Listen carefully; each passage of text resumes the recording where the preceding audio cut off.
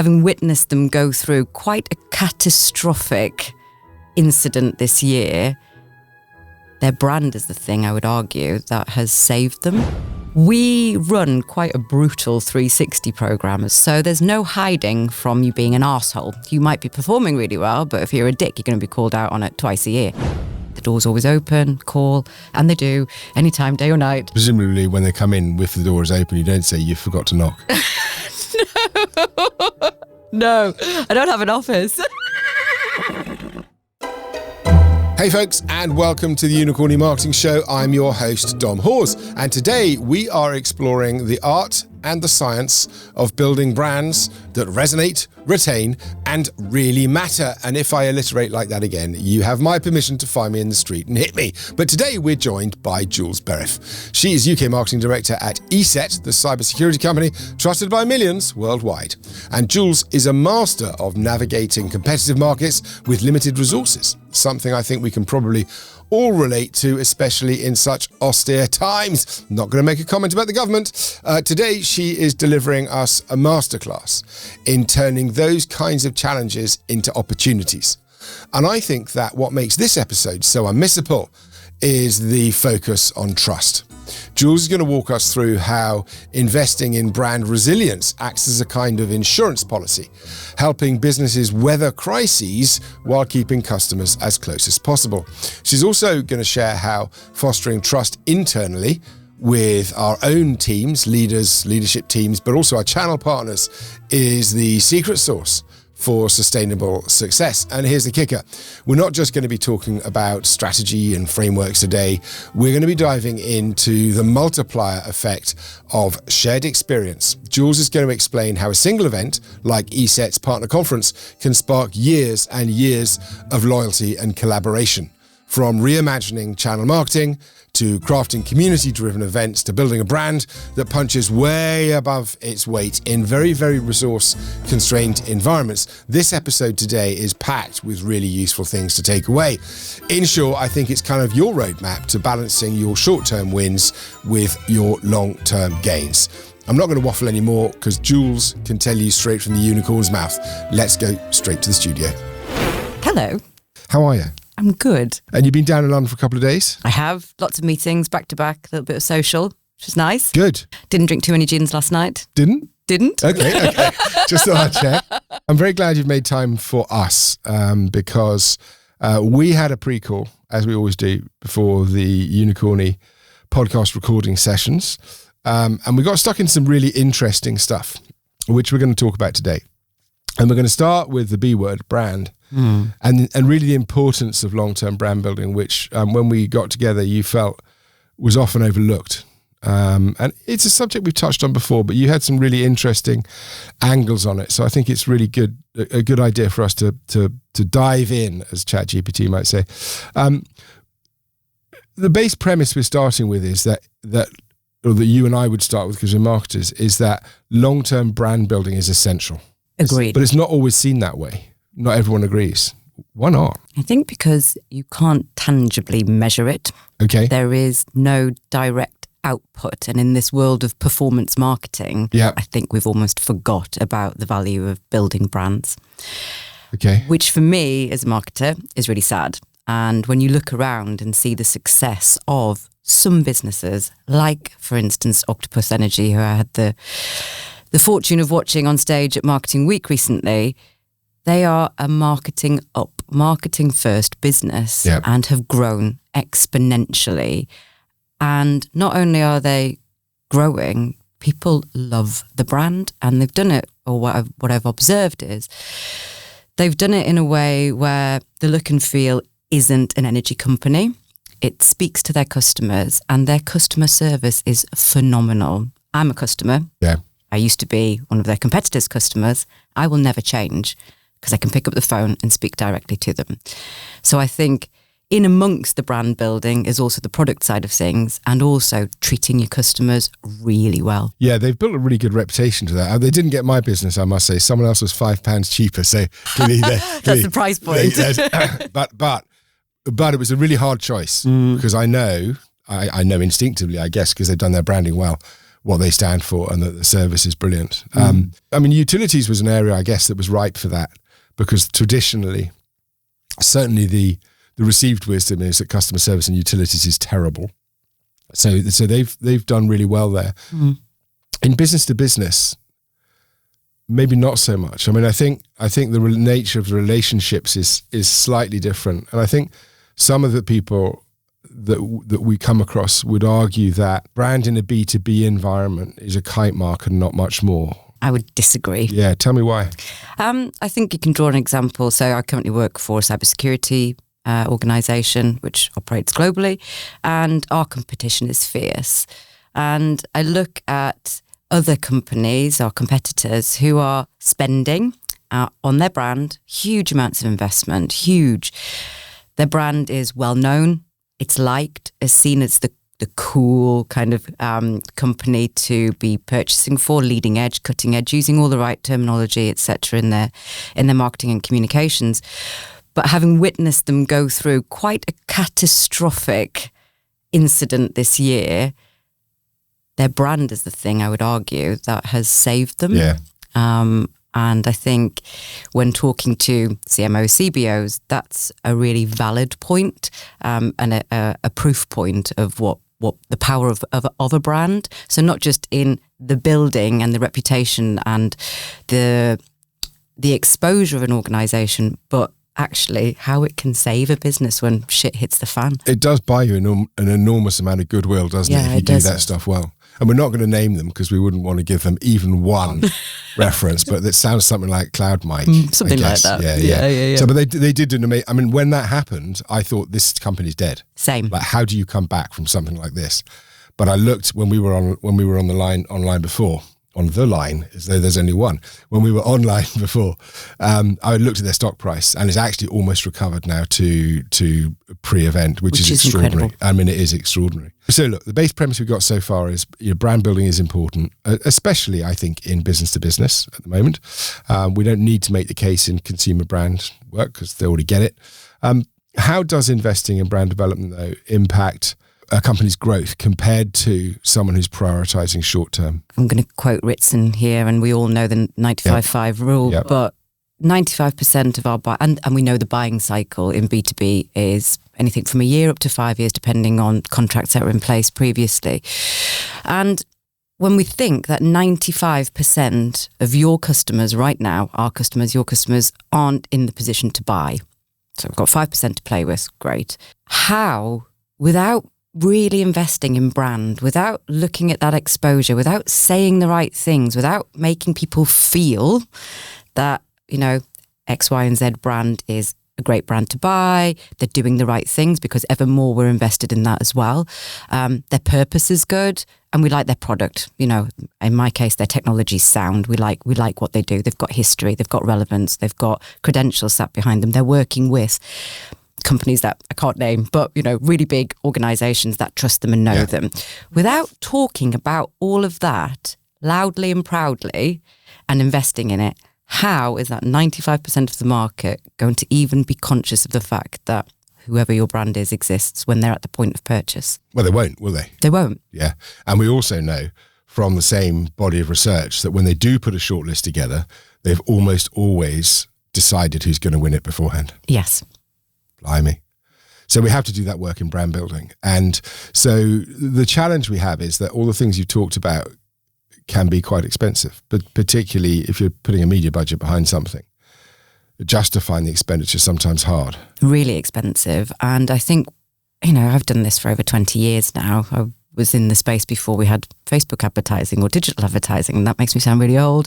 And we were buying billboards and deciding which side of the road we needed to buy our billboard on, depending on which way the traffic was going to whatever destination or whatever it is that we were selling at the time. I think we've moved to such a point of short-term thinking of the next quarter, performance marketing, feed the pipe.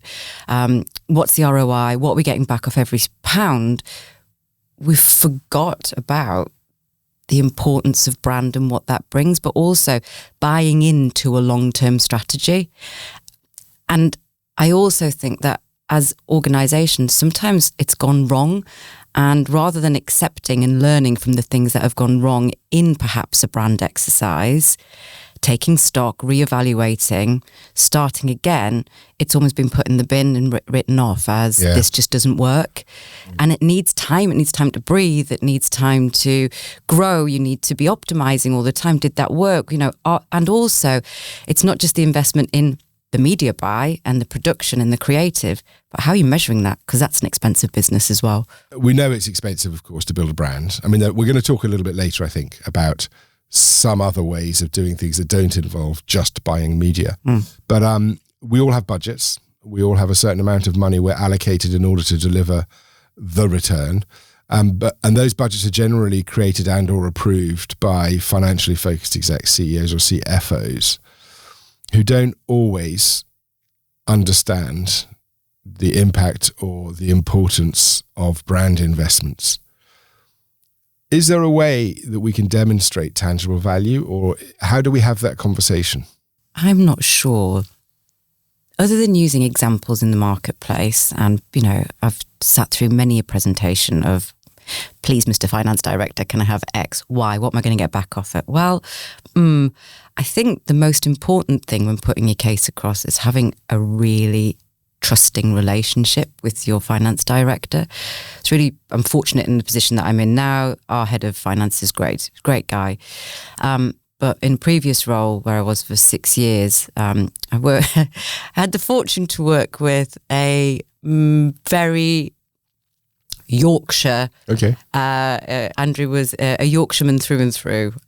Sorry for naming you Andrew. And I had a great relationship with him. And he would ask me every year, we'd sit down, well, what am I going to get back off this? I'm like, we're not right now. But without it, I fear for the future of our performance marketing. And also your brand marketing fuels your performance marketing ultimately. Yeah. Fortunately, in that role, I worked with some really big brands. We worked with the suite of ITV brands, so Coronation Street, Emmerdale, etc. And we're able to leverage that to really great effect. So I think, how do you put it together? I think examples of best practice where you've seen it happening. But I think you've got to have trust with your FD. They've got to be bought into you as a human being and your ability to execute. And what responsibility do you think marketers have for helping either, I was going to say develop, but that sounds a bit presumptuous, but develop the lexicon, certainly, of other executives? Because I've on other podcasts, lesser podcasts, obviously, I've heard advice that says, "Oh, don't use the word brand in the boardroom because people think you're a marketer." And it's such duff advice. I can see by the way you're screwing your face up, you hate that. Shout, scream. I hate that. Yeah. I hate that. And I think, so in my early career, I had the fortune or misfortune of working for a law firm. And I was referred to as the colouring in corner. Oh, God. Yeah. That made me angry. Yeah. And I'm looking around and I'm like, these are really talented people that know their shit, that understand the sales cycle, that understand the business. And I think the reputation of marketeers is something that I'm very passionate about, because we are not. I would argue that most of the people that I work with are really smart, really articulate, understand communications in a way that no other department in a business will, and have a lot of value to add. And I've probably been a bit pushy in the past, that I've muscled my way into conversations that I wasn't invited to, or I wasn't invited to the table, but I've always had a lot to say, and I'm interested in the success of a business. So, whether that is product, whether that is the people that we're hiring, whether that is the revenue and the P&L, I've wanted to be involved in that. So to say that brand isn't invited to the board table, I think is really naive. It is. And I think, look, I love lawyers. Me and lawyers, we love each other. If they call you the colouring in department, I think, I would have just called them value sponges and see what they thought about that. Some of my best friends are lawyers. It's fine. But it's a good point, right? If they don't, I actually have a real problem with that whole colouring in thing, because, and we've talked about it on this podcast a little bit, partly we've done it to ourselves, because we've created these large departments, the output of which is stuff, and what the organization sees is the stuff. Mm-hmm. So a brochure or a website or a this or a that with a good color scheme and good words, and while they might not understand the nuance or the sophistication of the communication in it, to the rest of the organization, it's stuff. That's the stuff department. So I think part of it might be that. Part of it, I think, is that we haven't pushed hard enough in the other direction to explain to the rest of the business why marketing matters so much and how much value it creates. I think, I mean, you mentioned the 95-5 rule, and there's the long and short of it, and there's all this other sort of effectiveness research now that I think really does, I wouldn't go as far as to call it science, but it does help us communicate value. And I think it's our job to take that role on internally. And I think the science part is really interesting. I think everybody, the perception of marketing through and through is for the creative people. Yeah. And I'm like, yeah, okay, to a certain degree, but also the data analytics, the science, the research. And actually, when I talk around my department, we talk around, the team in there, they get really excited about a data set that tells them something. And, things that the perception of the marketing team that is the graphic design or the copywriter, it's not. It's that, and this is the beauty of marketing, isn't it? It's that real heavy data science, like smushed in with creativity, hopefully to create an amazing output, and then that has commercial value. But the graphic design and the copy, that's the bit that sits above the water. That's what they see, right? It's all the other stuff that it's built on, they don't get. Poor them. We can educate them though. Before we move on slightly, thinking about kind of CFOs, you said you have a great relationship. What advice would you have for other marketing leaders who don't yet have a strong relationship with finance? How do they go about bridging that? Where do they start? You got to understand the way the finance mind works. Okay. And it's probably not the same as the way that the creative mind works or the sales guy. Yep. And I think what I found in my career is like speaking their language, and also having your data. There's no point. I have been criminal a bit in the past. I want to do this really great thing, but it's going to cost loads of money. Right. That's never going to get over the line. Yeah. So that ability to take a step back and say, why, how long, how much, what is actually the financial plan in terms of spend? Do you need it all right now, or is it a drip feed into here? With what does that look like? So coming armed, I think that reassurance of I've thought about it. I've really thought about it. I know why. I know who. Yeah. And this is my business case. I'll take questions, and then being ready and armed with the information to be able to... So you nailed it, business case. Got to have a business case, right? Business, yeah. So if you don't have that, then basically you're screwed. And even to the smaller things, I am the gatekeeper in our organisation of a really healthy marketing development fund that the sales guys can tap into. Even if they're asking for $1,000, I'm asking them why. Yeah. Because... really easy to go and spend £1,000, isn't it? But why? And I think it's not just about the output, it's getting into that rhythm of thinking about what am I trying to achieve? Yeah. Who is this going to help? Even if there's no tangible output now, like what's your long play on it? And I just think that thought process is quite solid. So that's exactly what I do, fun enough, internally here. In my day job. I say here because we're in the building, but in my day job, if someone wants to go and, in our case, for example, sponsor a channel event, and we have an occasion like this where the leader of one of our units wanted to, 3 questions to answer. What's the short-term opportunity this will create? What's the long-term opportunity this will create? And how is this going to be a multiplier for your business? And if they can answer those 3 things and answer them well, and what I look for is I look for a revenue, short-term, I want enough revenue to cover the cost of the event just so that the cash flow is covered. Yes. In the long term, I want to know that there's a multiplier that makes sense from an EBITDA, a profit level. And then the multiplier is the other intangibles that sit alongside it. And that works. It does work. Well, so the approach seems to work. The activity doesn't always, right? Right. It's never a slam dunk. But then I'm also not frightened of failure. So let's try. Yeah. If there's sound rationale, but we're still like, we're not sure. What's the worst that can happen? We lose £1,000. Okay. Yeah, so what do we learn? Yeah. Like, what's the learning off the back of that? And don't just write it off of, that was, I sit down and talk about it. What went well? Well, there wasn't the right people there. So what do we need to be looking at next time? Or there wasn't the opportunities or the leads that we were looking for. Okay, fine.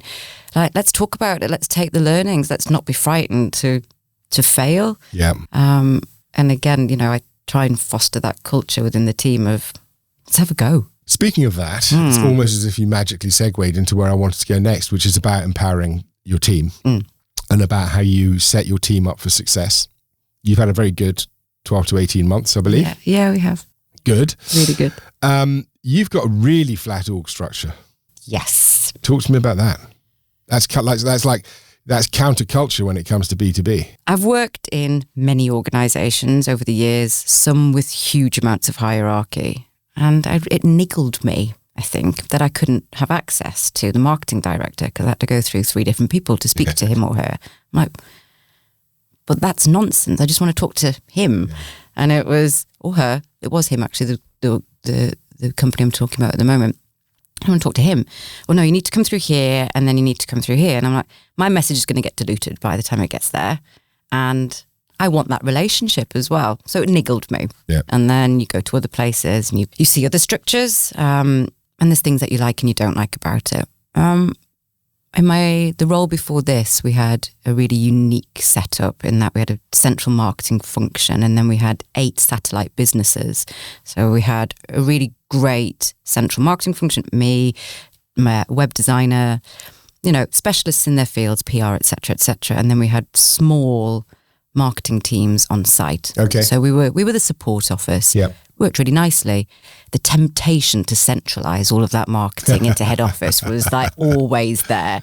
And I played with it a few times and I really realized that unless you are on the front line, you don't know your market. So we left those guys to be the conduit to, being on the ground and it worked. It worked for a long time. But the temptation was always there. I walked in, I had the fortune or misfortune of walking into the role that I'm in now 3 years ago to essentially a pile of rubble. The marketing department wasn't in a good place. People had left. We were lacking experience and skill, both in terms of marketing, but both in terms of cybersecurity. My background's not tech, so this was like a whole new world to me. And we started a really large recruitment drive. And I wanted to be close to the people. I wanted to be close to the people that I was going to be working with. And I just didn't want to put that hierarchical structure in what was meant to be quite a small team at the time. The team is compact in size, but really broad in terms of what we're delivering. So it was recruiting specialists in fields. So I needed a graphic designer, we needed a copywriter, I needed a channel marketing manager, we needed somebody to do events, we needed somebody to look after the enterprise side of things. And the structure, I just couldn't make a structure work out of it either. Why would we have the events person reporting into the enterprise guy? Like, it just didn't work. So I was like, right, okay, everybody's reporting in. There's no hierarchy. We make decisions as a team. It's great for a while until you get to the point where there's more people coming in and more people coming in and more people coming in. And then my workload starts to... Yeah. So I really felt it last year. But I believe it works. So how many direct reports do you have now? Some of the guys that were in the team we've now pushed into different departments with dotted lines in. So the online business manager was reporting directly and she now runs the whole of the online business, doing a cracking job, responsible for all the marketing and the revenue.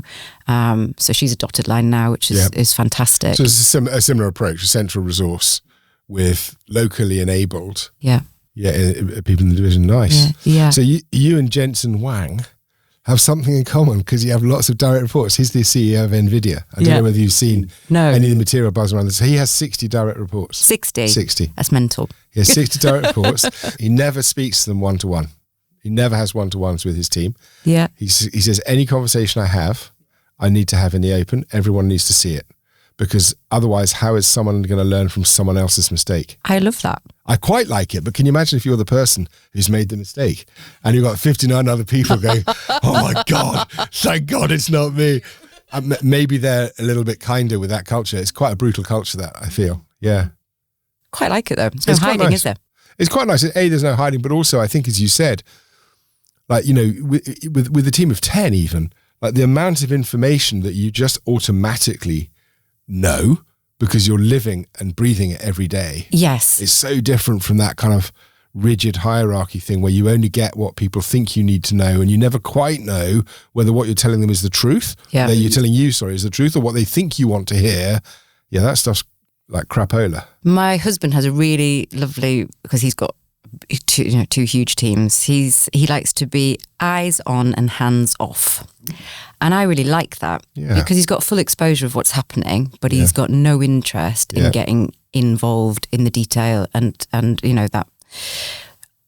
I want you to get there. How you get there, I don't care. But he knows that they're on the journey and they're going. So I really like that, and that really, really stuck with me.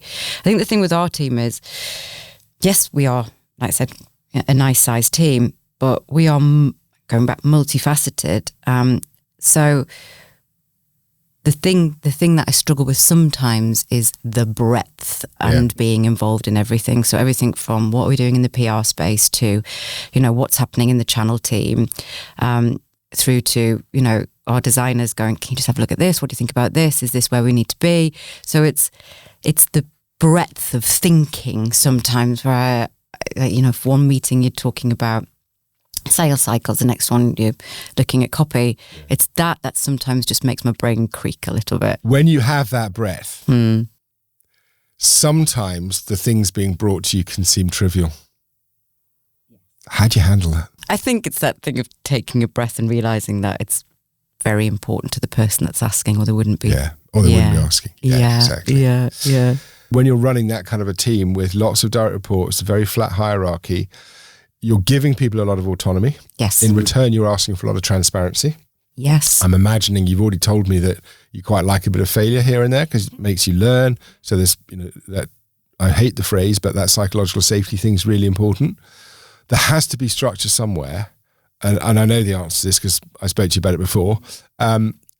How do you structure your team so that you can have that transparency, flexibility, and autonomy without sacrificing the mission? The fortunate thing at the moment is we work in a very structured organisation. So there is a number that we've got to hit in the UK, and that's what's driving everything. Underneath that number is some measures of success that we get from our HQ team. And there's no ambiguity in those. So flowing that down into the team isn't a difficult job. Okay. These are the things that we've got to achieve. And then extrapolating that down into workload projects, etc., for the rest of the guys isn't difficult.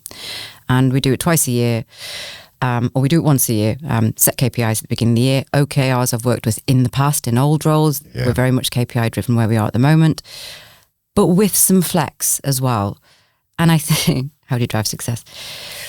I think the fact anybody being measured doesn't want to fail, first and foremost. And I think when nice bonus payments are predicated on that success, that drives motivation even more.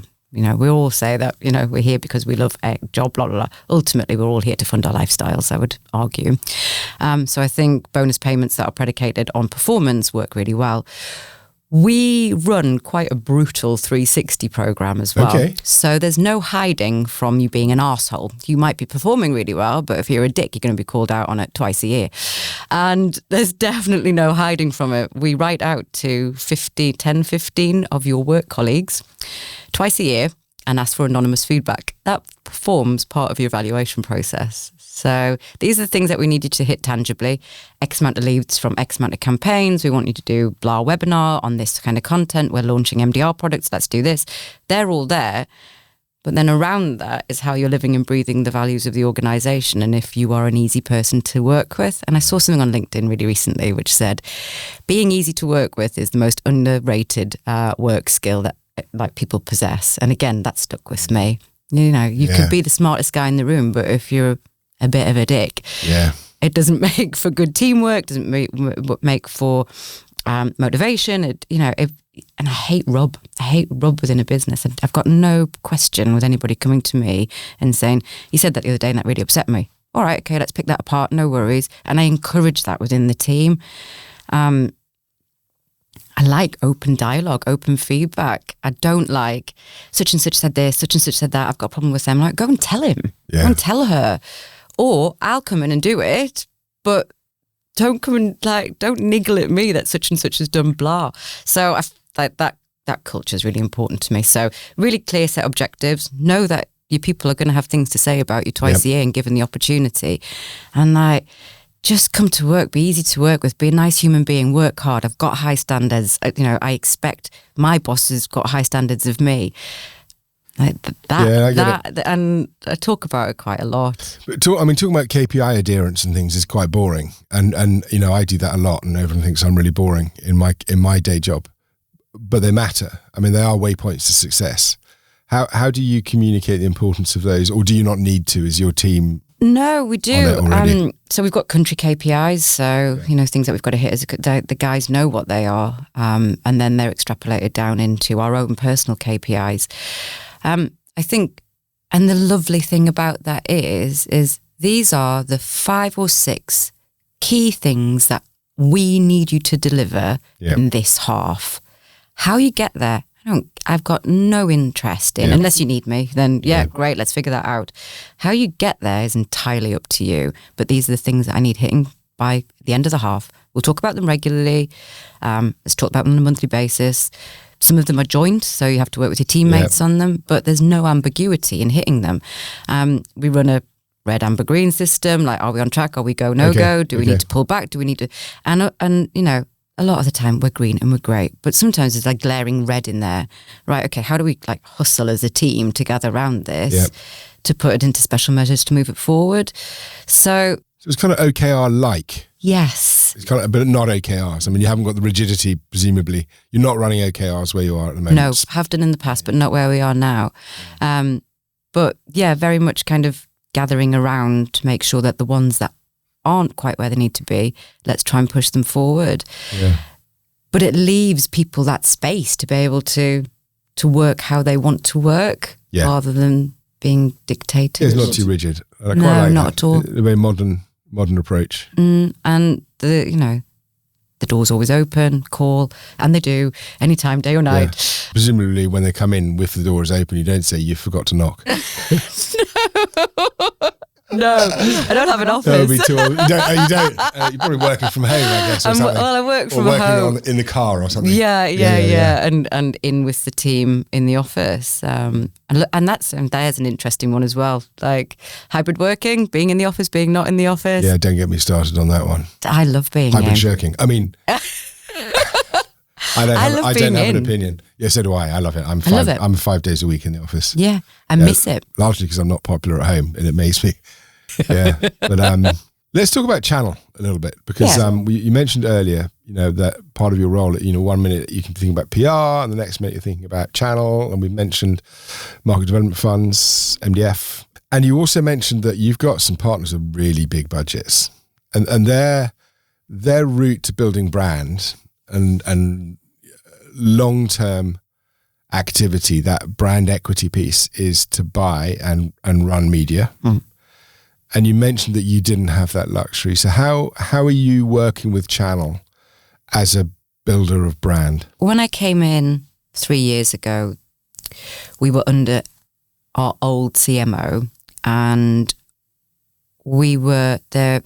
There'd been talk in the years previous, which was around the ESET brand in the UK and how it wasn't where it needed to be. Fortunately, in Slovakia, where our head office is, we're at 90% brand awareness. It's huge. And across the rest of Europe, actually. But in the UK, brand awareness was about 4%. Really? Yeah, really small, really, really small. So I came into an environment where some TV ads had been produced and there was some budget allocated to buying some media, blah, blah, blah, blah. Great. And it just didn't land for lots of reasons, which, we could spend another hour on, so I won't. But for lots of reasons, it just didn't land. It's at that time you think, right, okay, Christ, what's our play here? I'm 6 months in, just getting to grips with the industry, just getting to grips with, what all this means. And it just, the channel side of things, brand side, it was all over. I remember having a conversation with our HQ and it was like, well, what's it going to take? I was like, to build a brand. I was like, probably 10 million quid every year for the next 5 years. And they were like, yeah, it is. Like, that's what we're playing with here. We're at such a low base. And it's quite a mature sector as well. Mature market. Big names in it Big already. names, Yeah. people spending. Like, I'm going to have to outbuy the competition. And that's going to be expensive and it's going to take us time. No was the answer. Yeah. Okay, so okay. How do I make this work then? How do I make this work with the budget that I've got? What can I do? And we'd almost forgot about the fact that our partners are ultimately our customers. So yes, brand awareness is important, but we sell through a channel. And 90% of our business goes through resellers and partners. We'd almost forgot about them.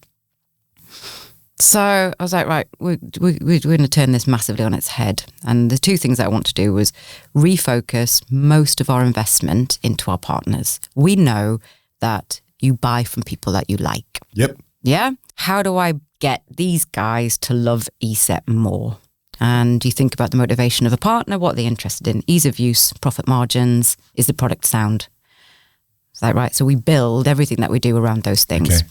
And the other thing was brand perception was, so two things, there's brand awareness, but there's also the perception of the brand was probably quite low. And actually our products are shit hot. Yeah. So I was like, how do I raise the two things that I can do is get more involved with these channel guys, get them to love ESET more through the motivations that I've just talked about. But I can also raise the perception of our brand. I've got the money to do that by narrowing the net. So narrowing the scope. Yep. And we did some things like just in September gone, we held our first partner conference since I think 2018. Ooh. Yeah. And it was great. Bet it was fantastic, wasn't it? It was fantastic. Tell me about the event. So in the past we've done driving days, we've done in quite corporate environments. And I was like, I don't want to do that. So I was like, right, this is what I'm thinking, guys, to the team. We look for an amazing venue somewhere central in the country that people can get to easily, and we take it over and we give people the best time. And we're like, okay, so guys, like, brilliant, off we went. And we found this amazing venue just north of Birmingham called Hallcross Hall, and we took exclusive use of the entire place, and it's beautiful, Sounds right? posh. It's like big bloody country manor, lovely lawns out the back. But stunningly beautiful. So instantly when people arrived, there was the wow factor. And, we branded it all ESET. Stunning. Really lovely event in the evening. Great content during the day. Really great content. Some external speakers, some internal speakers, some workshops.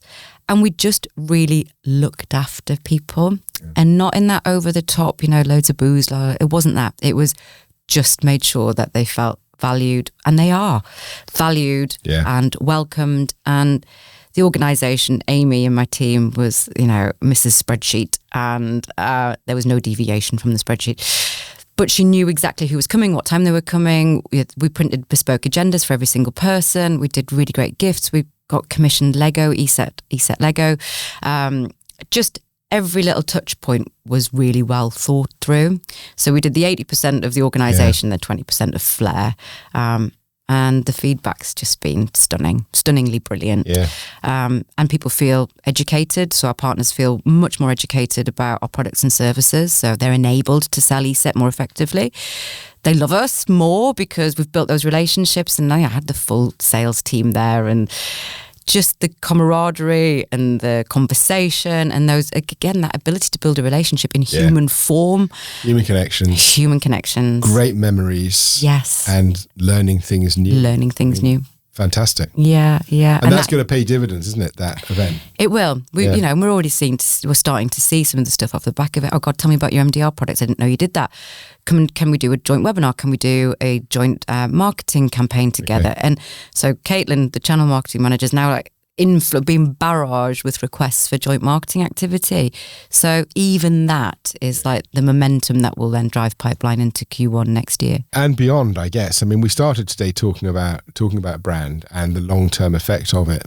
I think when you mobilize a community like that, and when you really get a hold of your channel partners and they get a hold of you, and that symbiosis starts, actually, that's years worth of value that you get from one event, isn't it? Yeah. And again, it's that relationship piece. It's really like you. I love doing business with you. Even if they're 10% more expensive. I know in my own experience, I'll buy from the guys that I like. It's all everything's relationships, isn't it? It's all about relationships. Yeah. Can I call, in my previous role, we had a really great outsourced design agency. The guy was ex-Ogilvy Maver. He was based in Yorkshire, and we had a great relationship with him. Fantastic.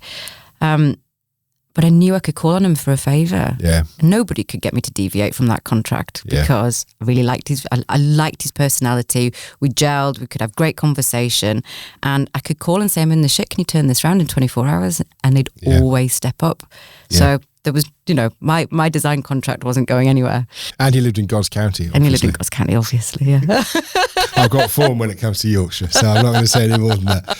So channel's really important, but you also have one other initiative that I think is really interesting, and that's your activity with Bournemouth. So we're based in Bournemouth. Our head office is in Bournemouth. We are seaside, which is lovely. And before my time, so before I joined the organisation, we had a marketing campaign called Safer Kids Online. It does what it says on the tin. Yeah. Loads of information and campaigns around keeping your kids safe online. Grassroots level, and we started talking, they had started talking to the football club about an outreach programme. So obviously ESET can't go waltzing into schools teaching kids how to be safer online, but the football club had an outreach programme which worked with local schools and communities on various things. We set up a programme where they would go into schools, we created content, and they would spend time with the kids. Fantastic. It renewed the year before I came, and then when I came in I was looking at the activity that we were doing. I was like, this looks really interesting. And the team there are great, is another thing. There's loads of investment going in the football club. They are massively invested in the community, but also the business community as well. So they work really closely with, it's Vitality Stadium, and they work really closely with the university as well. So it's like a really natural fit there for us. Then I employed a brand and partnerships manager. She came in and I was like, this has got potential, like run with it. And she was great with it. She really kind of got under the skin, and it needs that. Again, where do you prove the value of somebody spending time in a football club 7 days a week or whatever? I couldn't at first, but it snowballed. And the more that she was there working with the team and working with the guys, the opportunities started coming in to the point where we were offered the opportunity to sponsor the women's team. Okay. And again, that fell really nicely in the women's agenda that we were looking at. So we really promote women in tech. We've just sponsored a lady student who's about to embark on her cyber degree at Bournemouth Uni. So it played really nicely, and it's something that I'm really passionate about, really invested in. So we sponsored the women's team. That was great.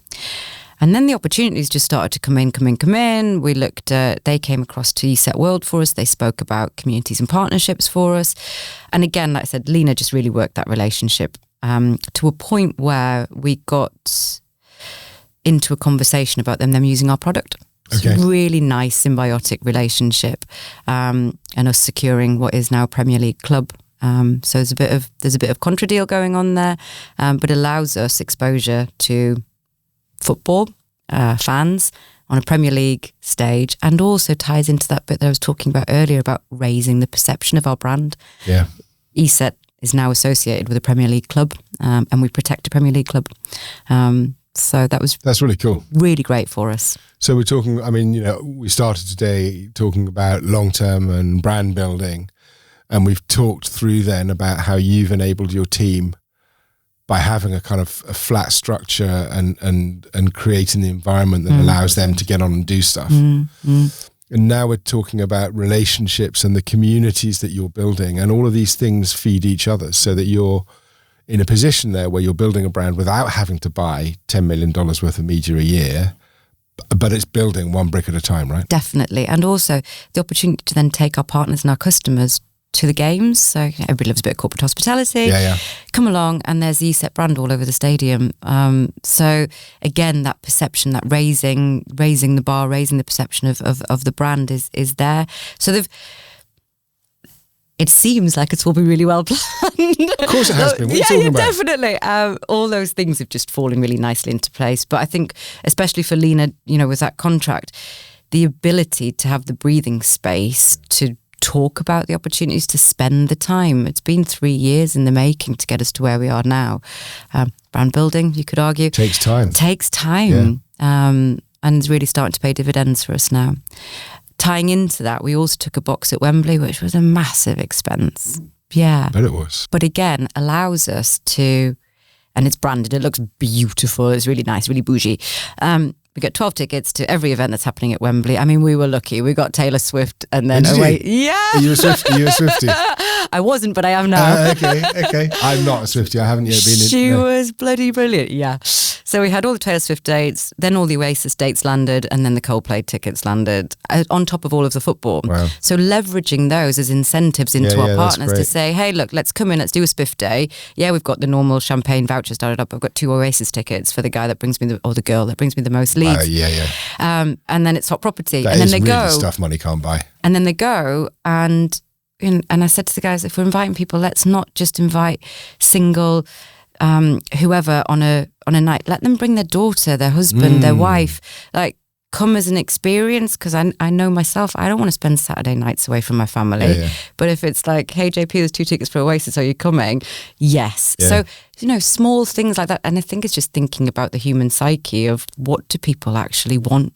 Making happy memories again, isn't it? Making happy memories. And the box looks amazing. So again, that perception of who we are and the sphere that we're operating in is raised again. So that was a real win for us. I know ESET for other reasons, but when you took on the brand, as you say, you had 4% awareness and really an uphill struggle because of the sector that you're in and the strength of your competitors. Yeah.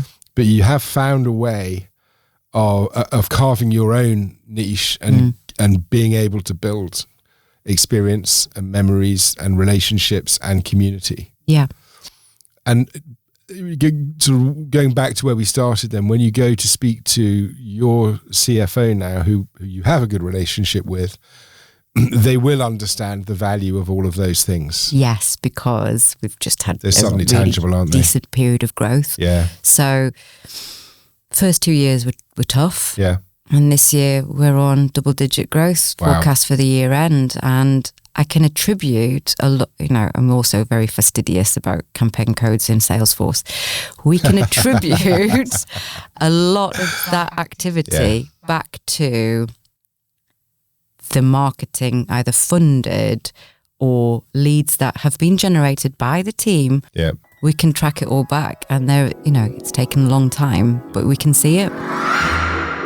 And that is a wrap, folks. Wow! Wasn't Jules fantastic? I think she really took us into some nitty-gritty detail about what makes marketing kind of not just work, but resonate. And again, not in the marketing department, but around the business as a whole. So, Jules, thank you so much for taking the time to come and talk to us. I know how busy you are. Well, as we have been doing recently, let's close out today's episode with very, very quick bit of reflection. And I'm going to start by saying this: trust builds an unshakable foundation.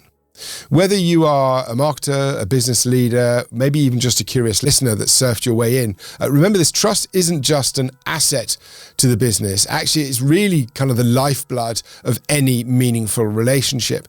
And in business, that's both inside and outside your organization. Jules reminded us how brands that cultivate trust purposefully create a safety net for themselves, for growth, for resilience, and for impact. In the event that you have some cataclysmic thing happen to your business, it's trust that's going to save your company. So it shouldn't be taken lightly. You should be building methods of how to grow trust into your day-to-day. Secondly, I would say we learned today that shared experience, it really is a secret sauce. We know already, and I've waffled about it on this podcast again and again and again, that marketers' jobs isn't just about running campaigns. In Jules's parlance, she said today it's about creating connections. And she challenged us to think about how our work can multiply value for our businesses through real human moments. Events, if you like, or partnerships, even small personal touch points that might linger in people's minds. That's that mental availability that Byron Sharp talks about all the time. And finally today, we learned that empowerment breeds excellence. And we waffled a lot in the early days of this podcast about organizational design and that kind of stuff. And I'm talking here really about things like flat structures, giving your teams autonomy, and that important element, psychological safety.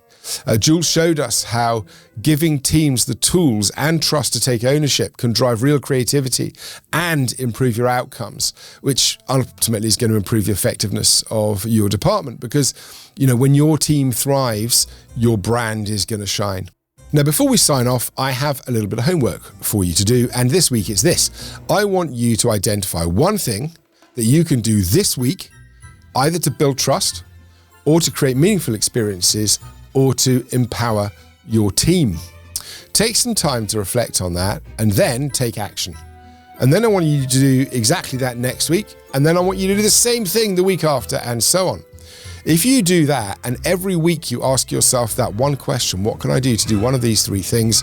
You will be well on the way to building something truly great. Now, if you loved today's episode as much as I did, please don't forget to share it with your network and friends, to subscribe, or even to leave a review. You can find us on all of your favorite podcast platforms, and you can reach me directly on LinkedIn. As always, keep chasing those unicorny moments. Those are the moments that make your work and your world a little bit more magical. I will see you next time.